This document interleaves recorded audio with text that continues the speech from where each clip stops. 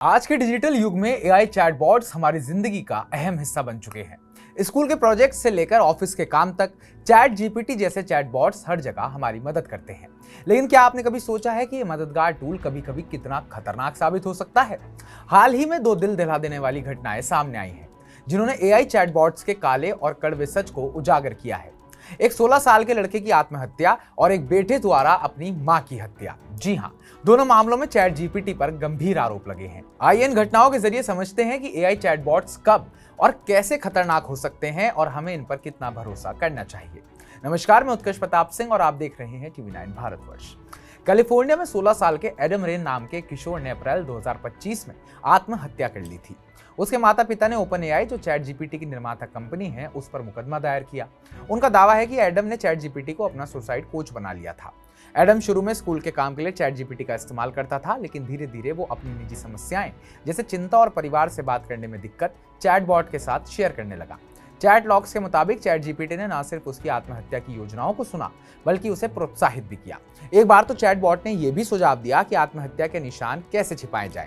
इस मामले ने सवाल उठाया, क्या एआई भावनात्मक बातचीत के लिए तैयार किया गया है, बिना ये समझे कि ये कितना खतरनाक हो सकता है? वहीं कैनेकेट में एक और चौंकाने वाली घटना में 56 साल के स्टिन एरिक सोल्सबर्ग ने अपनी 83 साल की मां सुजैन एबरसन एडम्स की हत्या कर डाली और फिर खुद आत्महत्या कर ली।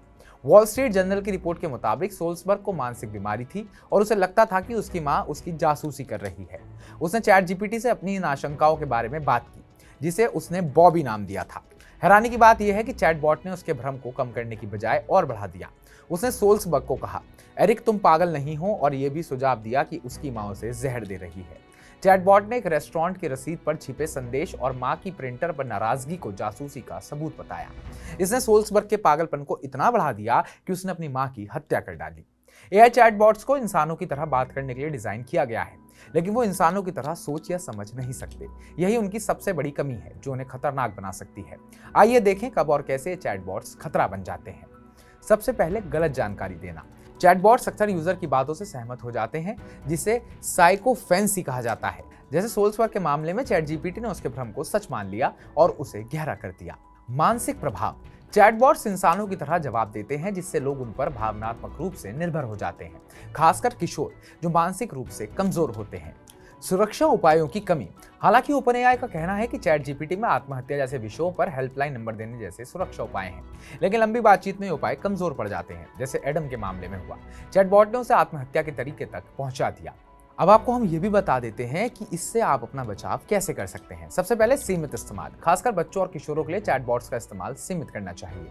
पेशेवर मदद लेनी चाहिए। जी हाँ, मानसिक समस्याओं के लिए चैटबॉट्स की बजाय लाइसेंस प्राप्त थेरेपिस्ट या काउंसलर से मदद लें। जागरूकता बढ़ाएं। हमें यह समझना होगा कि चैटबॉट्स कोई इंसान नहीं, बल्कि मशीन है जो गलत सलाह भी दे सकता है। कड़े नियम बनाएं। सरकारों को चैटबॉट्स के लिए सख्त नियम बनाने चाहिए, ताकि वो खतरनाक सुझाव ना दे सकें। ओपन एआई ने इन मामलों पर दुख जताया है और कहा है कि वो चैट जीपीटी में सुरक्षा उपायों को और बेहतर कर रहे हैं। उनकी नई GPT-5 मॉडल में साइकोफेंसी को कम करने की कोशिश की गई है और वो यूजर्स को लाइसेंस प्राप्त थेरेपिस्ट से जोड़ने की योजना बना रहे हैं। लेकिन सवाल ये है, क्या ये उपाय काफी है? एआई चैटबॉट्स हमारी जिंदगी को आसान बनाते हैं, लेकिन इन पर आंख मूंद कर भरोसा करना घातक हो सकता है। एडम और सोल्सबर्ग की कहानियां हमें चेतावनी देती हैं कि एआई की ताकत को समझने और उसके खतरों से बचने की जरूरत है। खासकर जब बात मानसिक स्वास्थ्य या भावनात्मक मुद्दों की हो, तो हमें इंसानों पर भरोसा करना चाहिए, ना कि मशीनों पर। तो हमारी रिपोर्ट के बाद आपको क्या लगता है, यहाँ पर किसकी गलती है? चैटबॉट की, चैटबॉट बनाने वाली कंपनी की, या फिर उन पेरेंट्स की जिन्होंने अपने बच्चों के हाथ में वो डिवाइस दिया जिससे उन्होंने चैटबॉट यूज करना सीखा, या फिर उन बच्चों की जिन्होंने उस चैटबॉट को इस तरीके से यूज करा जैसे उसका यूज होना नहीं चाहिए था? कमेंट बॉक्स में कमेंट कर अपनी राय जरूर दर्ज कराइएगा। बाकी ताजा अपडेट्स पाने के लिए टीवी9 भारतवर्ष को सब्सक्राइब कीजिएगा।